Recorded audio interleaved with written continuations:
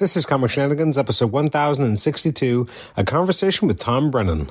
Ain't no stopping them shenanigans. Love getting into shenanigans. All up in them shenanigans. Shenanigans.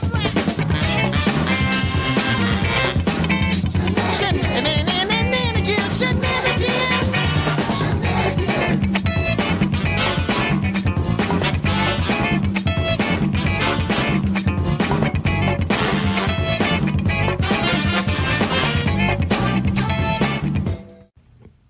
Welcome to the Comic Shenanigans podcast. This is episode 1062. It's a conversation with Tom Brennan, and I'm your host, Adam Chapman.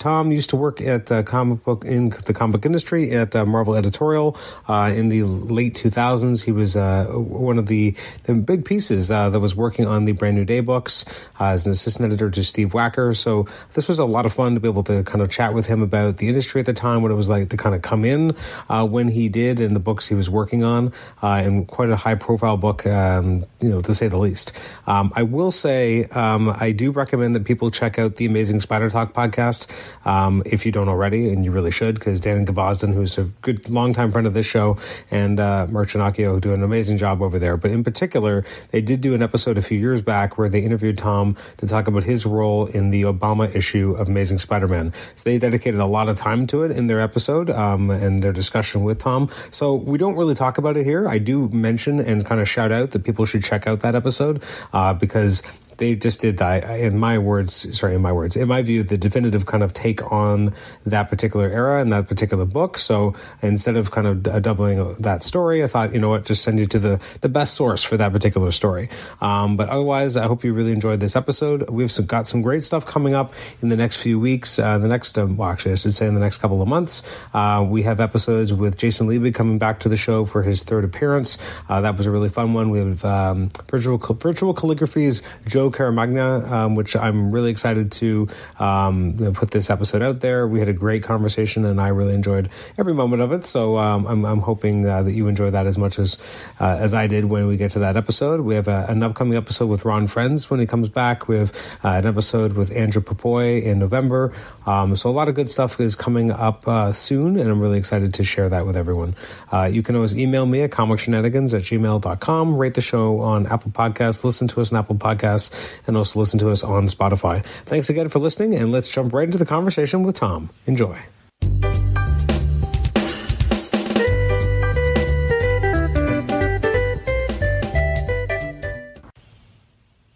Tom, welcome to the Comic Shenanigans podcast. How are you today?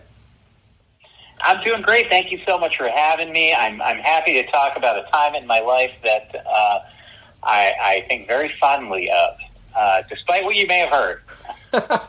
Well, I'm really interested to talk to you about it because it feels like, generally speaking, when I get people from who've worked in editorial, it seems like I'm very well traveled when it comes to getting people who worked in the 90s onto the show to kind of talk about working in an editorial in that time period. But I'm very curious to talk with you because obviously you worked at Marvel in a very different place in time. So I'm curious to hear a little bit more about what the inner workings were kind of like at that time. But before we get into that, when did comics become a part of your life to begin with?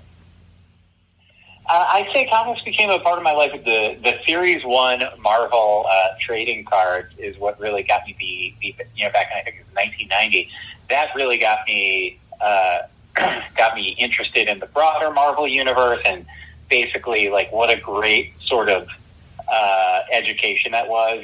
Just suddenly I knew the entirety of, at that point, somewhere in the realm of 50 to 60-ish years worth of comics. Just off the back of trading cards. But I think I grew up in New York City, and I think the thing that obviously really, the first comic book memory I have, Marvel comic book memory, was the Spider-Man balloon at the Macy's Thanksgiving Day Parade. I remember just being so excited when I saw it, and then there was I think you could find it online, a float of, in my memory as a child, costume, comic character perfection, better than anything you'll ever see in Avengers Endgame or Avengers Infinity War, but if you watch the YouTube, not quite the case as it turns out. Float of characters all fighting it out. RoboCop's there for some reason. Never really piqued my imagination. I remember I liked Superman and Batman, but I just didn't find them. Something about them I just didn't gravitate towards. And the Marvel characters, there was just something so they were superheroes, but they were also weird and kind of off, like offbeat. They felt more like, as I mentioned, I grew up in New York City. They felt more like people that I would see every day, and not necessarily the people who you think of as like the noble, upstanding people. They seem like just the regular, everyday people walking down the street. I can think of a million Luke Cages in my neighborhood. I can think of a million Peter Parkers in my neighborhood. And all of that really stood out to me, and just, it was something I really connected to. But yeah, 1990, those trading cards come out, and suddenly I understood the backstories of all these characters. I understood their wants, their needs, their interests, their connections to each other. And from there, you just pick up any comic book and just go and be like, oh yeah, I know who that guy is. I mean, I don't really, but I know this trading card that talks about, the Serpent Society or whoever. And that's what got me in. And I fell off a little bit, but then in high school, I was definitely one of those high school kids that at first did whatever any cool kid in school did, and then realized I hated all of that. And I worked as a bike messenger for my dad. And one day it was like, I do that, on holidays, spring break, summer break, whatever. And one day I'm waiting outside to pick something up for one of his clients. And I'm at a newsstand, and it was the post-Heroes Return Avengers run. It was like maybe 2 years in on the Busiek run. And I think it was right before Triathlon showed up in the Avengers. And I just picked up, it was like 4 or 5 issues in a row that were just there in the newsstand. I picked it up, and I was back in instantly. And it was like I never left. I mean, obviously I had to connect some dots on story points, but character-wise, I was like, these are all my people. They're still here. They're all fighting evil, and getting into soap opera drama, being perfect heroes and imperfect human beings, and I was back in. Now, how does the jump to working at Marvel come about for you? Obviously, everyone has very interesting, different ways of kind of jumping in. So, this run in Avengers kind of reignites your love for Marvel and comics and these characters. But how do you take that the next step forward? Well, first of all, my uncle was Stan Lee. And thanks to a trust fund, here I am now. So I'm actually going to step back and say, I think a lot of kids who were born in, like me, in the 80s and read comics in the 90s, their favorite comic books were generally the X-Men and Spider-Man. I always loved the Avengers, even before they became the biggest movie property in history. I don't know what it was. I think there was just something about the fact that it was like, the same setup of the Justice League, except what if they were all sleeping with each other and mad at each other all the time and distrusting each other, but for no good reason. They were all actually good people that had each other's backs and insecure about who the leader was and all that good stuff. I found that so interesting and fun.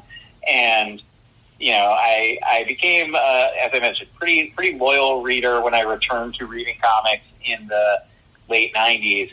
But the Ultimate line in general, but particularly the Ultimates comic, the Ultimate, Ultimates being the Avengers Ultimates, not the Ultimate line of comics, really excited me and really sparked my interest in comics as not just something I like to read, but a medium where you could really tell these big widescreen stories. And I was in school for film and screenwriting, and something that I could potentially work in. And around 2003, Marvel had put out a call for unsolicited submissions. This was not a thing they did very often. It was not a thing I think they ever did again after this. And it was just, send whatever you've got. Send us your writing. Send us your, it didn't have to be comic books. Send us your script. Send us your pilot. Send us your pet project, whatever. An editor will read it and give you some feedback. And I was, 2003, I was in college. I think I was 19, 20 years old, somewhere in there. And I sent a bunch of scripts that I had written for class. And, about a month and a half later, I get a small envelope from Marvel with Spider-Man on it. And I was excited because I saw Spider-Man, but also I was still, the U.S. college application process was still very near in my memory. So I knew little letter meant rejection, big envelope meant you got in. And so I was already disappointed.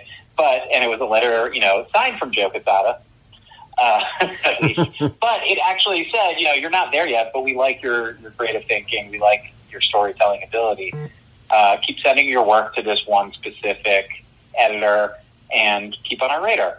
And I did, but then on top of that, I went to Drexel University in Philadelphia. Drexel University is famous for having a co-op program, meaning all of the students have to have jobs related to what they study. And Drexel started as primarily a business and engineering school. And a thing I really loved about it as a school for the arts is that they took a lot of the academic philosophies of engineering and business and applied it to the arts. That they hired people who were currently or had until recently been working in film, television, news, etc. And, you know, we had to take classes outside of the arts too. Like I had to take some business classes. I had to take some poli-sci classes. They wanted us to be more well-rounded.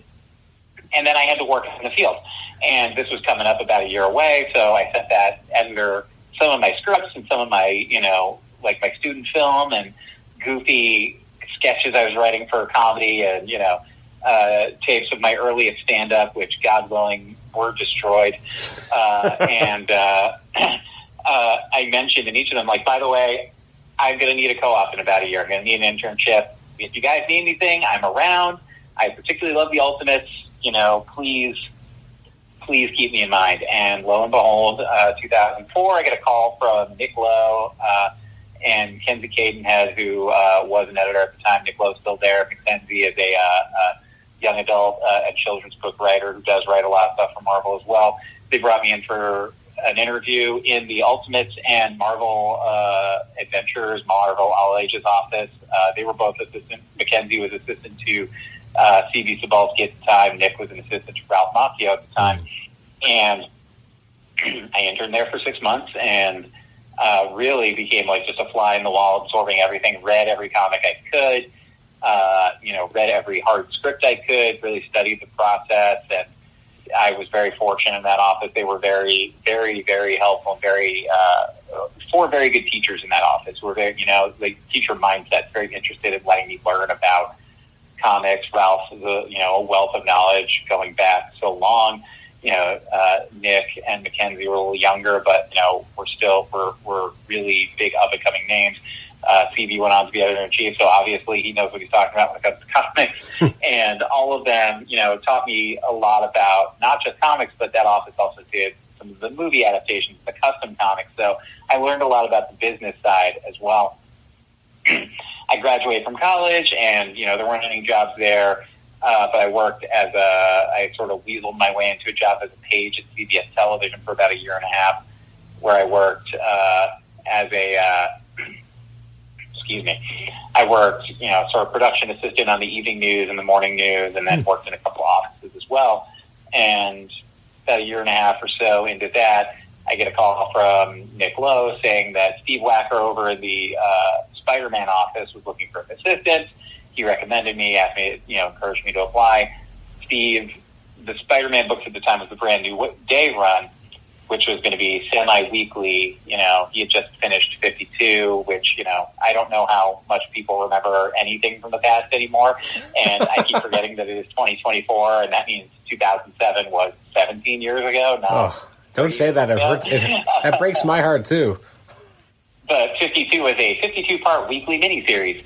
And so in addition to the fact that I had interned at Marvel and had an idea about comics and knew a lot about comics, he was looking for someone who was ready for sort of the relentless weekly grind. And if you've ever had a chance to work in television or broadcasting news, that's a grind. And, I got in there, and that was a very unique editorial experience, to say the least, to learn the process as an assistant editor, and it went from there.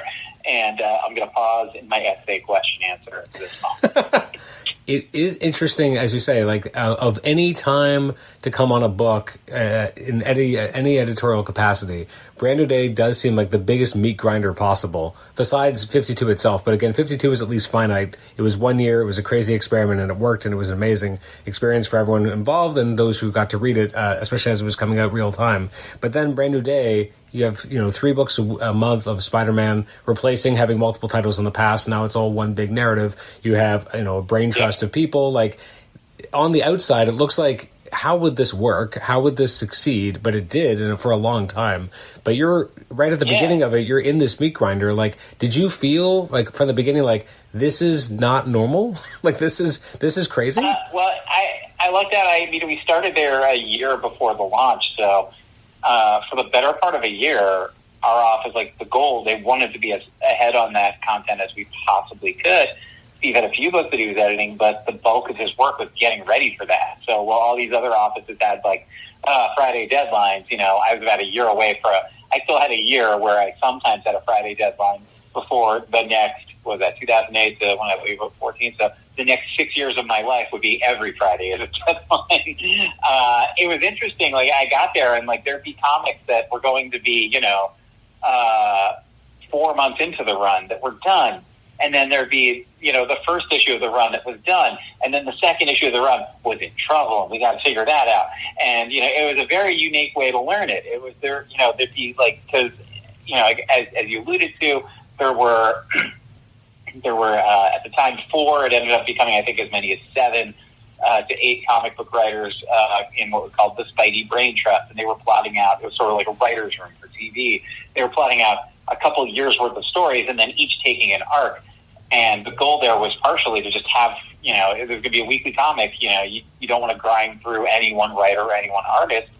And the goal was just have, our first, after each arc, another arc is sort of ready there and with a different creative team and and very different kinds of creators. You go from Steve McNiven and Salvador LaRocca and Phil Jimenez, who are very much one style, to Chris Picciolo, who is his own style forever, down to John Romita Jr. making his sort of huge, movie-level return to Spider-Man in the summer of 2008, to, Roger Stern and Lee Weeks doing this kind of old-school style, to Marcos Martin, his first real not first American mainstream, but, like, this is a thing where people are like, oh, he's not just a weirdo, he's a genius.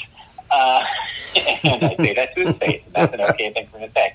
It was a very different group of creators, and, it really was, I wouldn't call it a meat grinder. Partially, it was a grinder maybe for me, yeah. Maybe that's partially the role of the assistant editor on the books, is to be the bulletproof vest, or one of my favorite jokes in I think it was the show Tiny Toons, when either the Looney Tunes or Tiny Toons. I think it was Daffy Duck was Bat Duck, and Porky Pig was his loyal sidekick Decoy, where he had like a giant bullseye on his chest. And that's kind of how it felt at times as assistant editor. But I think it was really important to Steve, and a thing that made that run so interesting to me was that, it wasn't just let's have live bodies, who can finish a book. It was, we want these very unique creators, because Spider-Man is such a universal character that so many creators, despite different backgrounds, gravitate towards and tell great stories about, and get his, they connect to his history, to Peter Parker as the sort of down on his left nerd, the everyman character. What was really important to Steve was to make sure that each book felt unique, that Marcos Martin wasn't just there to like hack out, 2 to 3 issues of Spider-Man. It was Marcos Martin's going to do something revelatory with Spider-Man. And then Javier Pulido's going to do something even more revelatory. And then, Max Diamara is going to blow your mind. And the goal was to, as much as we had this, wheel of commerce that had to be satisfied of the marketplace, the goal was put out unique, we wanted every time you picked up a comic to be like, wow, look at this guy taking his swing, look at this gal taking their swing, and making their mark on this character. While still honoring, early on what was very cool. We kind of lost track of it by the end, but we didn't need to keep track of it anymore at that point. It was up and running. But early on, I think there were something like 22 pages per issue, and the goal was, 1 page per issue was held off to sort of maybe be a little bit of connective tissue between story, creative team A and creative team B, to keep it all feeling cohesive. And then eventually they just got to a place where they didn't need that anymore.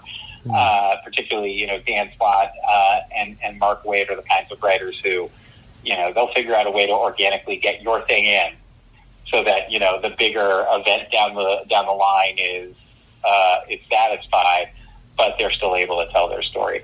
But I think, as much as it was, a machine, the goal was, let's not have people believe that, anyone could have drawn this. It's next month, Marcos Martin, next month, Humberto Ramos, whoever, just people who can really, really tell a good story that satisfies the truth of the book, but also feels like its own unique, creative, artistic experience. Wow, you think I still work there? I'm talking about this much. What's interesting to me as well is, you come into it, as you said, you have lead time, thank God, to kind of get everything, the machinery of you this. Never have enough, but true. Yes, there was some. So you get a little bit of time, so you get to be able to put this machinery together. I'm curious, as the incoming, editorial team, because obviously you were taking over from the previous editorial regime, and obviously in the middle of what ends up becoming pretty well-known storyline in One More Day, for better or for worse. What was it like being inside the machine, seeing you're what's comes next? You're hoping people stick with you guys and aren't going to be that upset that they're going to stop reading, and that hopefully people are going to stick with you guys. But in the middle of a massive shift and changeover, what is it like to experience that from the inside and be like, that's not even our book. We're doing what's next, and what's next is going to be really exciting. But hoping people kind of stick with it because of some of the vitriol that ended up happening around that. And I think it would have been much worse if it was more modern. It seems like toxic fandom is so much worse now. But at the time, it was still a big deal. So I'm curious how you felt as someone who's just entering into the industry officially as an assistant editor. You're about to see this thing that you're working on with Steve really launch, and then the One More Day of it all hits. How did that feel to you? Yeah, I think that was, first of all, I think that was great. If you're coming off of a book that is story edited by Axel Alonso, and the story is masterminded by what's the past tense of mastermind? I guess I've never had to say it. I guess masterminded, I don't know, by Joe Quesada. There's only so much trouble you can be in. These are two of the best to do it. Again, I don't work there anymore, so I don't need to kiss up to them, and yet I'm still doing it. That tells you that I'm telling the truth. I don't even work in the industry anymore. I don't even know that I'm allowed at Comic-Con. They might have a big poster of my face at the door. Left the industry, thinks they're better than them. So that's number one. Number two, Joe was very, very insistent. He set his, these are the things these are the things I don't want to be the case anymore, right? Peter and Mary Jane are no longer together, a couple other things. But otherwise, he was very insistent that this was the Brain Trust story that was coming up, and that, their job was to just tell stories and chart the new course. Same deal for Steve, don't worry about this too much. And I do want to say, I think the controversy of One More Day aside, people can say what they want. First of all, I think it speaks volumes about Joe Quesada as a leader, that he said, I'm going to do something very controversial with this character, and I will be the person to be I'll be the creator who does it, and I will take the blame if people don't like it. I think that says a lot about him. Looking back, I thought that at the time when I was a corporate stooge who did whatever they told me. but I've come to believe it more over time. I think, particularly, as I've gone on to work in other environments and seen a real wide spectrum of leadership, I think it says a lot that he said, this is going to be controversial, so I want people to know, if you're not happy, bring it to me. I think that storyline, it was what it was. I think a thing that I remember at the time people sort of, the pushback was, or there was an attitude as if Marvel was taken aback by the reaction from the fans. I can assure you that is not the case. I think they were fully prepared for, people to be, potentially upset about this, potentially, disaffected with the product over it, but they made that choice that they thought was the right storytelling choice to do, which I think, ultimately that is all you can ask of an artist. I think what was exciting for us was, as you saw in the book, they don't really touch on anything that happened One More Day for at least, I think it might have even been as many as 2 years. And it was exciting for us to really be told, Spider-Man at that point in time, I really enjoyed the book at that point in time. It had gotten very dramatic and a lot less, I would say, I don't want to say a lot less fun, because I did enjoy those books, but the goal of the book, storytelling-wise, was a lot more soap opera drama and a little less swashbuckling adventure. And suddenly we had an opportunity to kind of get which I think is, by the way, like, that's the balance of Spider-Man. You got swashbuckling adventure, this is 1932 in our minds, and soap opera drama. I think it leaned, and I think the book has to lean in one way or another at times. But I think, you have to reset it, and then inevitably it resets to a balance between the two. And we were being asked to reset to the balance between the two. And that's a fun place to be, in my opinion. Like the thing I fell in love with about Spider-Man, yes, I grew up with a married Spider-Man, with him and Mary Jane, and that is the Spider-Man I remember as a kid. And I do remember when I started at Marvel, I was handed, early on, it was like, I think I had accepted the job, but I hadn't had my start date yet.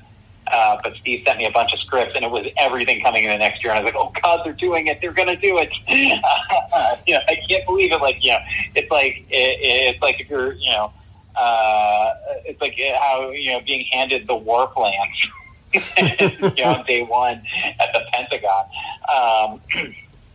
And I remember being kind of shocked and surprised by it. But ultimately, the thing I always loved about Spider-Man is like this sort of, this was a character that I could relate to. And these stories, we were being asked to put him back to that same core place of young person in New York trying to figure their life out and trying to do the right thing while also struggling with like just the realities of a world that doesn't allow you to always, or doesn't allow the right thing to be easy. That was really exciting for me to be a part of that. I will say, I think, you mentioned toxic fandom. I don't know that toxic fandom is worse than it used to be. I think there's more avenues for it to express itself. And I remember Dan Slott saying this at the time. He's like, that people asked him about toxic fans. He's like, back in those, and this is back in around 2007, 2008. And like he said, in his experience, usually that was just on message boards. They didn't bring it to events. They are starting to now. It's a weird thing. I do think ultimately, though, like fandom is more good than bad. I think, the fans, particularly in comics, dictate so much more than they think they do. I think comic fans, and this is a big thing starting on one more or a brand new day rather, is, comic fans seem to believe that we're all just sitting in a room being like, how can we infuriate these people and destroy the thing they love?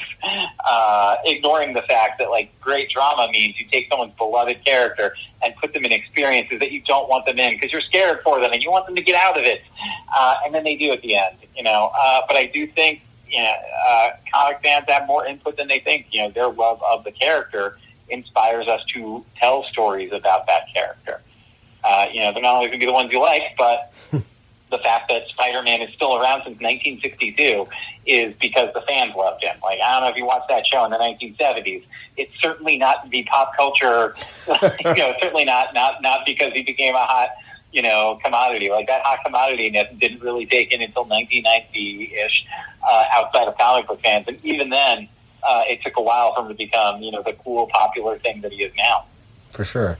What I always thought was interesting, or the way I always kind of viewed is, as a fan, maybe I didn't love One More Day, but I always thought that if that had to be the uncomfortable birth to give us what came afterwards, I was okay with it, because I loved Brand New Day. I loved the breeziness of the storylines. I think the fact that it was coming out as frequent as it was, as opposed to being in multiple books and just having that one book 3 times a month, it did feel like, well, if you weren't really vibing with this story, it's going to be over really fast, and now you're on to the next one. And it was this, again, it did feel like TV. It did feel like, you're getting it every week, so everything felt a lot faster and breezier, whereas if I was sitting in and waiting for the next issue every month, it may have felt different. But because you were getting the next issue in a week or a week and a half, 2 weeks in some cases, it didn't feel like that long a wait, so you felt like you were moving really quickly through the story. So it just always felt like a very easy, breezy kind of period, and there was a lot of really fun stuff there. And as you said, like there's some great creative teams that participated in this kind of round robin approach, kind of taking turns at the can,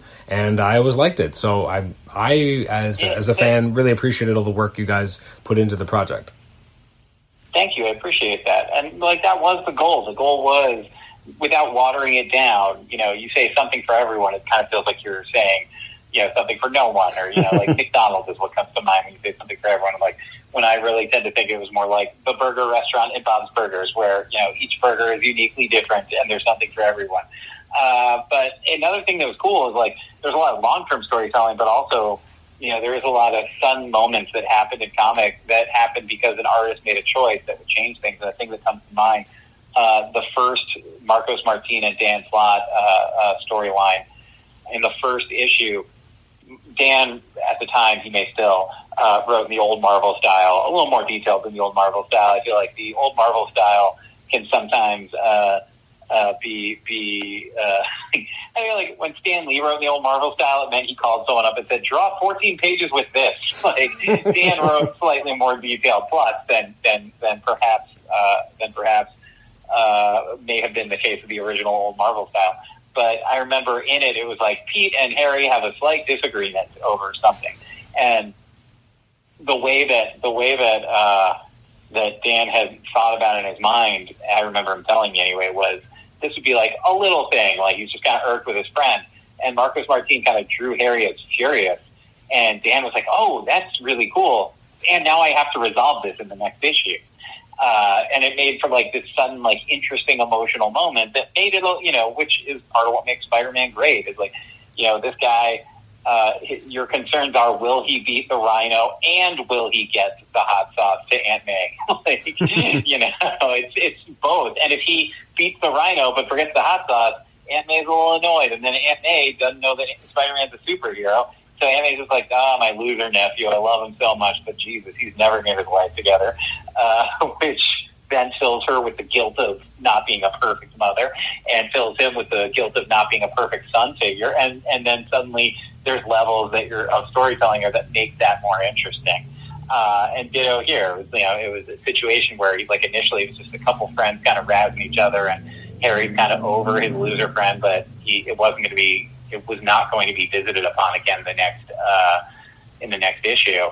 But the way that Marcos drew it was such, he's furious at his friend, so I have to resolve this. And, then there is a moment of resolution in the next issue where you see, and it allows the audience to be like, oh, like, these guys are friends. These are like me and my friend. And as much as, a thing we did really well, I think, in that version of the comic, they do it now very well too. I'd always gotten annoyed as a kid when everyone in Peter Parker's life was mad at him.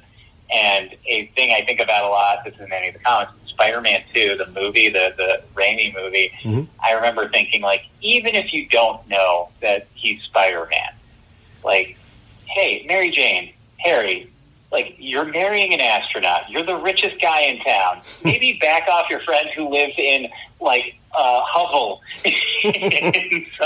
in some dilapidated building. Maybe just give him a break for a second. And that's kind of how I felt reading it. It was even if you don't know he's a superhero, this guy's got a hard life, back off. I think we did a better job than many. I don't work in the industry anymore. I'm not name-checking people. I can say we did a better job than other people in making you understand and empathize with the supporting cast. Understand that in their point of view, from where they sit, their friend is just goofing off somewhere and didn't show up for them again. And how annoyed you'd be at that if you were in their shoes. And I think that made him a deeper character. One thing, actually, I felt that Brand New Day brought back the sense of Spider-Man's world feeling more lived in. And so, I love JMS, and so this is not a dig against him, but his run did feel much more concentrated on more immediate characters to Peter, and he didn't really get the wider supporting cast. Recently I did a Book of the Month Club with a friend who had never read the original appearances of The Hobgoblin by Roger Stern, and he read it, and he was like, oh my God, there's so much going on. I'm like, yeah, because the world felt lived in. All these characters had lives, and they weren't just there to talk to Peter. They actually had things going on, and subplots would dovetail, and that's what Brand New Day felt like, is that suddenly there was a world again. You had, a lot of different elements. You have Dexter Bennett as this new character, this new adversarial foil. You had these new elements that made the world feel larger again, and I think that kind of goes with the idea that if you're putting out that many comics that quickly, of course you're going to need a supporting cast. You can't have your main guy on, main panel. It's, again, if you think of the TV of it all, you're not going to have your leading man in every single shot. You have to have a bit of an ensemble. Yeah, and also played with some things that were a little more realistic. this evil media mogul buys the Daily Bugle and turns it into full on propaganda. And we're like, even J. Jonah Jameson, for all of his foibles, was the kind of person who was like, Spider-Man's a menace, even if he saves those kids. Whereas Dexter Bennett would just be like, Spider-Man killed those kids. And you saw like that sort of heightened reality, which I think is something we're dealing with in the world a little bit now. And similarly, as the story went along, a lot of the people who worked for the Daily Bugle quit, and they leave to start their own newspaper, Frontline. And Frontline is, I work in government now, and I work with journalists and reporters a lot. And the comics dealing with Frontline, I would say a little more reflective of what it's like for journalists right now. The offices aren't quite as nice as they were in the Daily Planet of, Superman the movie. Like they got windows in Superman the movie. Like the reporters I know would kill for windows. And it was, I think, a little more reflective of the world outside your window, which is the goal of all Marvel stuff. I think I love about comics, and you alluded to it there, like it feels so much more lived in. It's still 20 pages. And part of it is just, you're staring at the art so long. The art, I think it was Jan DeMatteis or someone, or maybe it was Carl Potts, I think, in his book about the creating comics in DC Comics way. And if it's not him, I'm sorry, whoever said this, and I'm misquoting. But, made the point that it's, comic books is the medium where you have complete control over the experience of reading and viewing it. More so, books don't have images telling the storytelling. TV, yeah, you can fast forward, but yeah, you can rewind. But in comics, you can dwell on the moments for as long as you need to. And suddenly, that one page where Peter Parker's at the store with Aunt May, or that one panel where Harry Osborn and Robbie Robertson are like, man, Peter never shows up. They feel like so much more. They take on so much more based off each person's unique viewing and reading experience of the comic. And suddenly, these characters, think about it, Spider-Man's character that it's been the same guy, more or less, since 1962, and yet, has only existed in 20-page comic books, and yet somehow it feels like we've been there every single day of his life. It feels like we've been through it all with him, and I think that is in no small part due to the fact that we have complete control over the process of reading a comic book in a way that we don't in any other medium. It's interesting. You hit on always a fun point about when I explain the mechanism of reading comics to my son, because obviously, like, it's interesting because, as you say, you can kind of slow it down, experience moments. There's one particular moment of a comic that actually, incidentally, was in a book that you edited, or at least was assistant editor on, which was the last page of the Mythos Captain America one-shot.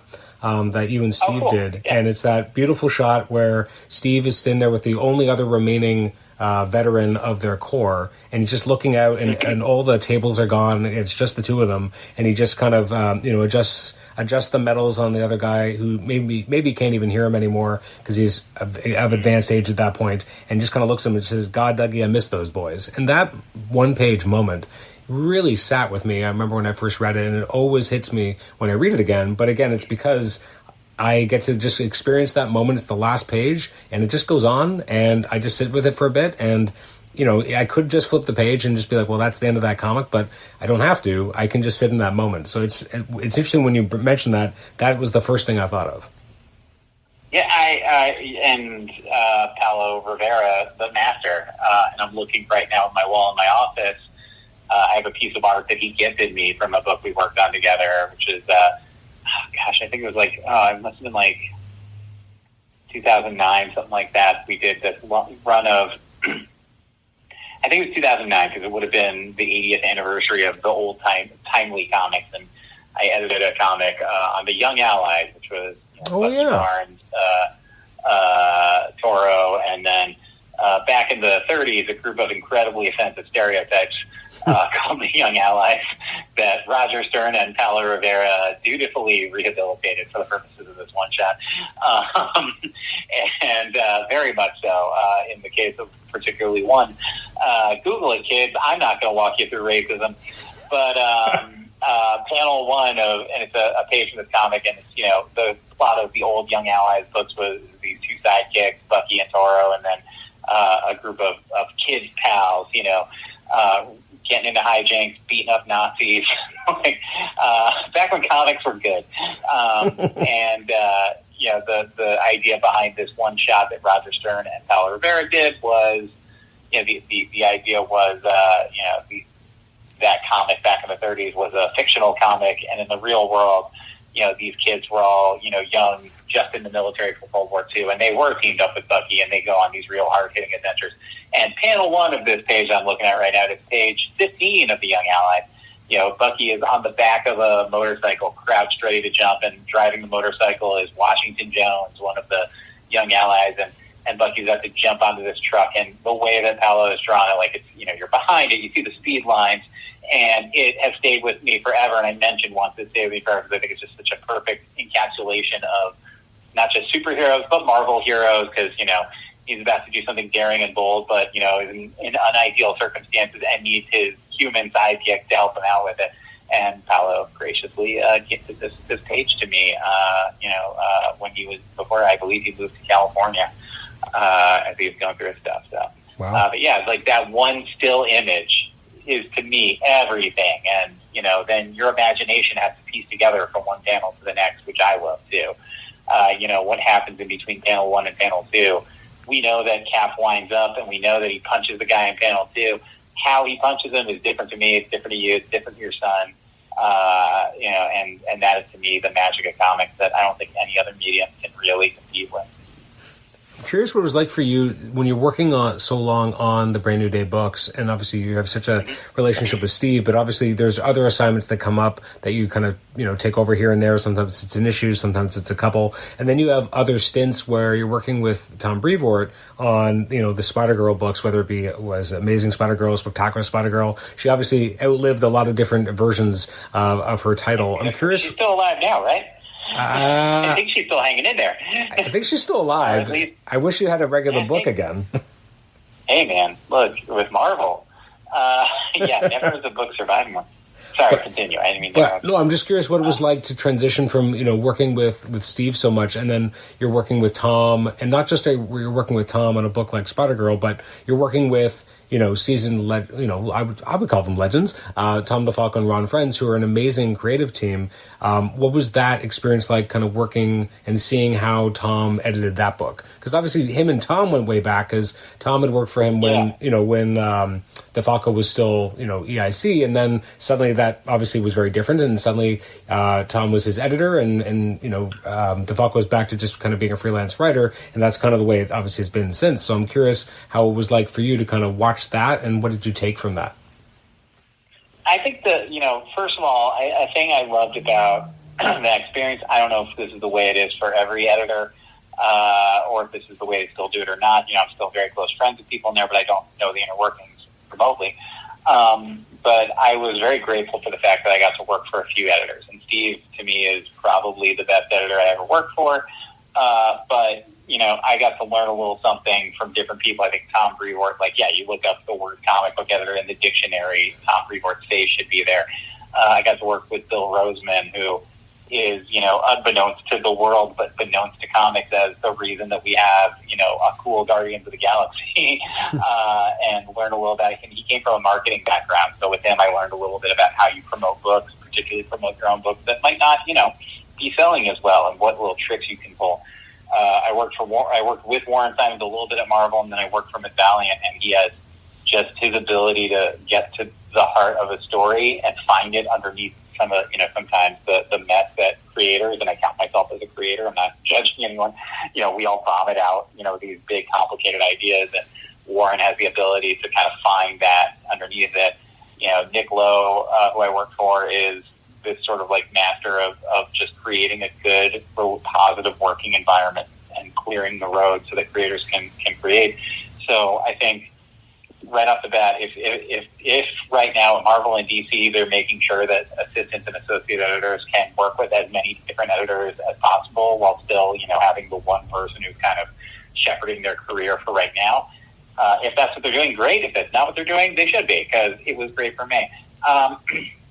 Working on Spider-Girl, and yeah, Tom edited that at first, and then I was lucky enough to take over it. And I mentioned before this call, sorry to bring your listeners down. My father passed away earlier this year, and we were clearing out some of his books, and I found the first comic that I ever edited, which was an issue of Spider-Girl. He had it in his bookcase, which meant a lot to me because my father, not the world's biggest comic book fan, he was happy that I liked them, happy that I worked with them. And I know you asked me about Tom DeFalco. We'll get back to Tom DeFalco in a second. I'm just going to dovetail and talk about Thomas F. Brennan, my dad, because my dad ran his own little printing company, like a small print company, once laser printing and personal printing became a thing anyone could do. He did it out of an office back in the 80s and 90s. He was a go-between between companies and these big print shops where you go into the basement and see this thing the size of, Galactus that was printing things. And one time his company, DC Comics, had done a line of stickers. It was like back-to-school stickers, with like various superheroes, Superman, Batman, Robin, Wonder Woman, Flash, all carrying school books and going back to school. And I think their printer broke or something. Whatever happened, they went to every printer in town and gave them a set of the run to print because they needed, it was just sort of desperation time. We need stuff printed by Friday. And my dad's company took a leg of that and printed some stickers.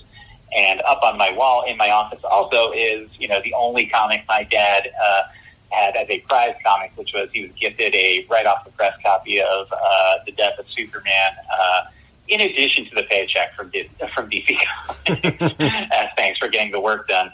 I remember when someone said, wow, they gave him that just for the work? That must be worth so much money. I was like, they paid him. He got my dad was a fair guy, but he wasn't not getting paid by DC Comics. But anyway, I bring, so that occasionally pops into my head too as a place where I got back into comics with Dad bringing on that Death of Superman. But anyway, so I appreciate you indulging me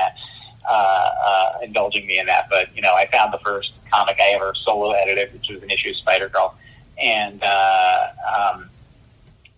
Tom DeFalco and Ron Frenz and Sal Buscema as well, who was the anchor on that, similar to my experience with editors, these were guys who delighted in sort of teaching me the business as they went along.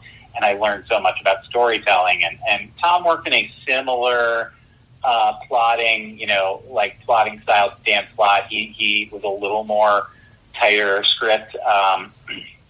And also he and Ron were just basically, I almost said one brain, which is kind of an insult. But they're telepathically linked, the two of them. But it was so exciting. These pages, it's just kind of sit with them. No problem was too big that couldn't be solved. And I learned a lot the hard way too. There were times where I panicked because, the book got moved and I suddenly had to tell these larger than life figures, hey, your deadline's gotten moved back, and I'm scared, I'm in my 20s. These guys have been here forever. And suddenly this, dork who, remembers reading the little comic strips when he was a kid where Tom DeFalco was the, was the slave driving boss, calls him up and timidly hey, we're in a jam. I don't know what to do. And the two of them are Tom, we're here to help you solve this. It's you need to view creators as here to help you solve the deadline problem. We're not your enemies. We will help you. Yeah, okay, here's what we're going to do. And, I'm going to move this around. And, Sal is going to, perhaps, Sal, I think, was teaching at the time and, brought one of his prizes to help him ink, and he'll pay him out of this. Don't worry, just, remember it on the other side, and remember, make sure, buy us some time for the next issue if you can. Taught me how to block and tackle that book out the door, even though technically, in the parlance of editing, it's, or at least not the parlance, but it's sort of viewed as as if the editors and creators are at war with each other. The first time that happened, I was still pretty green, and they basically taught me how to do a schedule for a creator. And I am so grateful for it. And didn't complain either, because Tom had been there. Tom knew better than anyone else what I was up against. And Tom would be like, "You think this is hard? Imagine doing this with Jim Shooter as your boss." It's like, fair enough. So, that's what I took away from that was, they taught me how to be an editor as much as any editor did to those three creators. Now, you work with them, obviously, again, when you have the Thunderstrike miniseries that kind of revisits the idea of Thunderstrike, but obviously it's not Eric, it's Kevin, his son, who had previously been, obviously, a main character in the MC2 universe in the A-Next that they had done together, but they were going to kind of bring him into the main Marvel universe. Was that something that you pitched to them? Did they kind of come to you with that pitch? Because, at least I believe you're credited as the sole editor on this book, right? Yeah, that sounds like me. They came to me. They came to me with it. I was thrilled because when I started reading Thor comics, when I was a kid, I read when Eric Masterson was Thor, when he had like the helmet with the face mask, and like I was tickled. I loved the notion that here was this guy who, when the Avengers was around, would be like, "Oh, hark, I am Thor," and then in his head be like, "Oh God, please don't let them know that I'm not the same Thor." Like, I thought that was really fun and funny, and they came to me about it, and it was really exciting because I'd worked on so many books with them where they were off in this little side universe, and they're like, "No, it'll be part of this, Marvel U," and there was a lot of desire to have more younger characters and characters that they could potentially build up, and particularly, this is around the same time that the Avengers movies are really taking off, and there's a desire, certainly by the company, to have trade paperbacks in bookstores ready to go that have Iron Man and Thor and Captain America and Hawkeye and Hulk and Black Widow on the covers, so that hopefully someone who has just seen the Avengers movie or whatever comes in and is like, "Oh, I'll give it a shot on this." So it was really good time for that. I believe, if I'm not mistaken, I think that was around the time of your whatever one was where Captain America was not Heroes Return. There's so many. Heroic Age. There you go. I think it was around that time, if I'm not mistaken. And there was also like there was a just company-wide. The edict was our heroes are going to be heroes again. They're going to be having fun again. And this is, as I alluded to, what I loved about Spider-Man. And particularly what I was kind of jealous about when I was a kid, because I started reading Spider-Man after, when they had tracked his age chronologically, and now he's an adult. And I was like, I never got to do, the kid book, like someone like me who's secretly a superhero. So when they came to me with that idea for Thunderstrike, and specifically that it would be Kevin, and then, they'd play a little bit with the Shazam concept of kid turning into this adult. But by the end, he turned into a hero who, was a little more, that people would at least be like, "Oh, you're a teenager." That was really fun for me too. And also, I think Tom came to that wanting to be viewed as a little different of a writer than he had been. He could still, I think Tom DeFalco could, if you were in desperate need of a story, plot figured out for a comic book, Tom can do it by the end of this sentence that I'm telling. I think he'd be the first to tell you that, sometimes, as he got on to the process, it could feel a little older. It could feel a little old school. And he didn't mind that. And there were times, he did I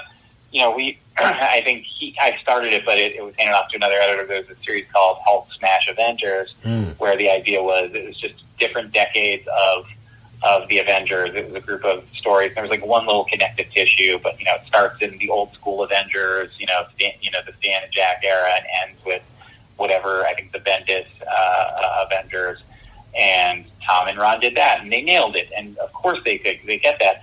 Tom came to me when we were working on that, was this is a young character. I want it to feel like a younger character. And he really, particularly in the dialogue, I could see him really challenging himself to, feel a little more modern and feel a little different from what he had done in the past. And I was really proud of him for taking that risk. Because not a lot of people, look, when you're, and I about to say his age, like, I mean, you know, I'm 41 now. Like, I am likewise in my job. I'm like, no, I figured it out 5 years ago, and I'm just going to keep doing that for the rest of my life. Why change from that? Not a lot of older writers are anxious to change things up. Tom was in that moment, which I thought was very cool. You know, and I was proud working with him as an editor, and I could see how hard he was working to make it, to challenge himself on that. And I think he succeeded. When you're editing a book, like when you have someone like Ron Frenz, because again, a lot of the artists that you were working with are obviously, you know, more modern at the time when you were working with them. But obviously Ron had been around since the early 80s, I guess late 70s or early 80s, and obviously been around a long time. Did it hit different as a fan, as someone who had come in and had originally been a fan, to see pages of someone like that whose work had been going on for so long, as opposed to, not that it's not awesome to see a McNiven page come in, but you didn't grow up necessarily with McNiven pages, whereas you might have actually seen Friends pages when you were grown up. Yeah, and a particularly cool thing was Ron would send the boards in, physical boards in. He didn't scan them in.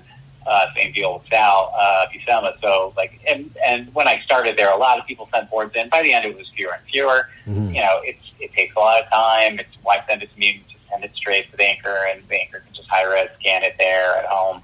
You know, there's some digital inks now, and you know, it's not I'm not one of those people. It's like, it was better back then, because, you know, like, I think there's strengths and weaknesses to all of it. But it was cool working with someone where knowing that, you know, his boards are going to come in, and like those boards are going to come in, I'm going to get to see them. And when you can see those boards, you can see the effort that these people are putting in. And I think that's the most important thing for any editor to remember. Not just any editor, anyone, if you're a project manager, if you're a producer, if you're working with artists and creators, and particularly illustrators, but really anyone who's got to sit at a desk and create.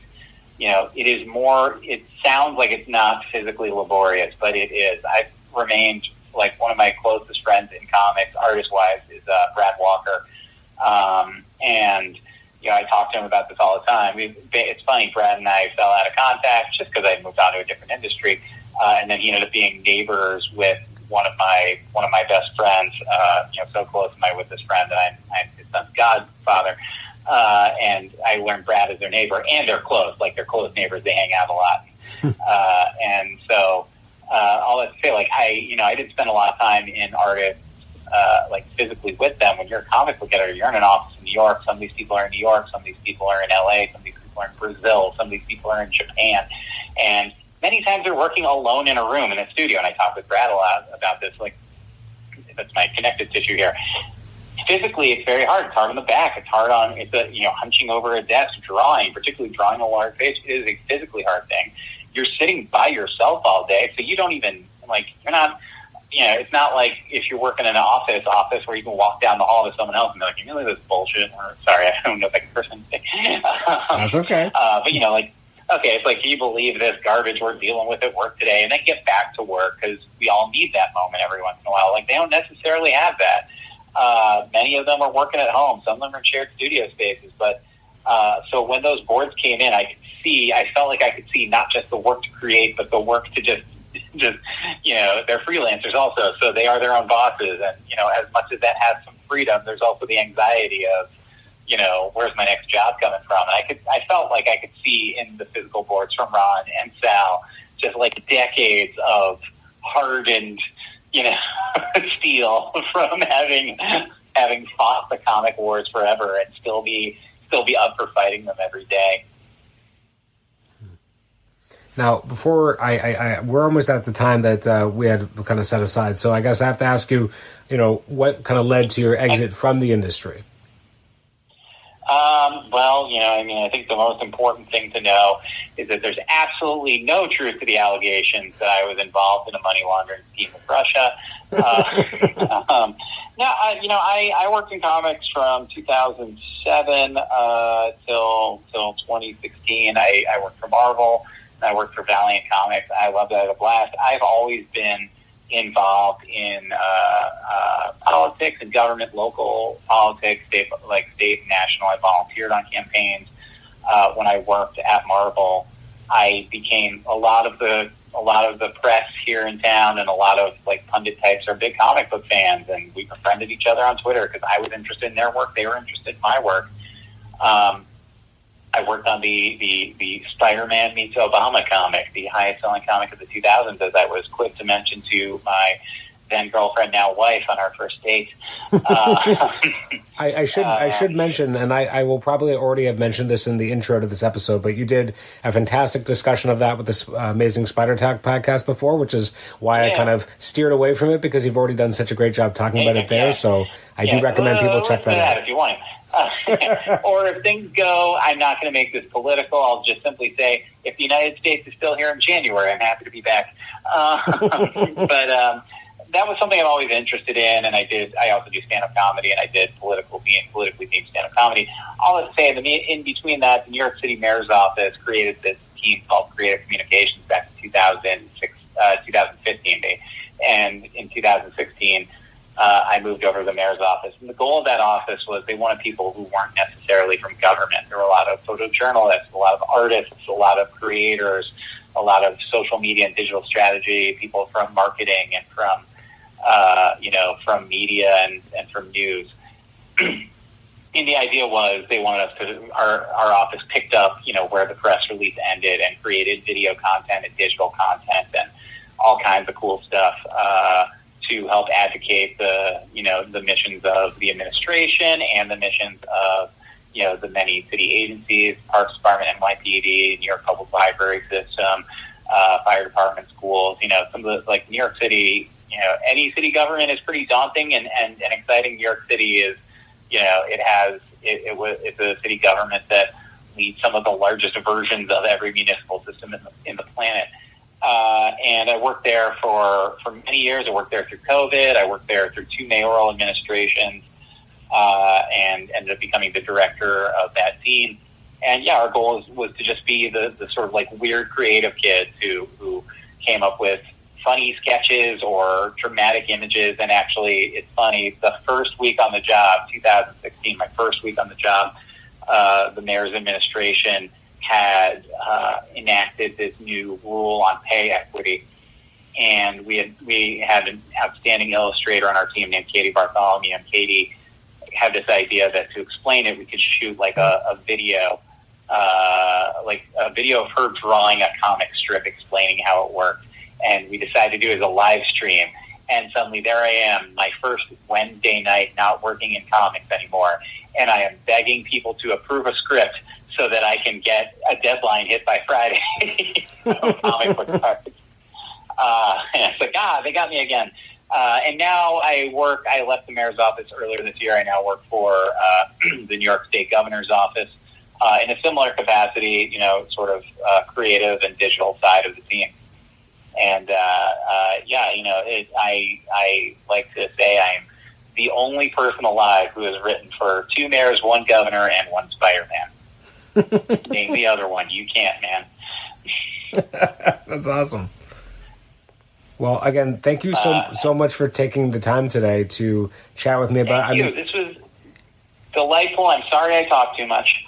No, not at all. I mean, I think there's so much we didn't talk about, right? Like we kind of did glancing, blows off the bow. So if there is still a United States in the coming year, I'd love to have you back. Thank you. I'd love to be back. It was great talking with you. Absolutely. All right. Well, thank you so much. Thanks again. Thanks, man. This was great.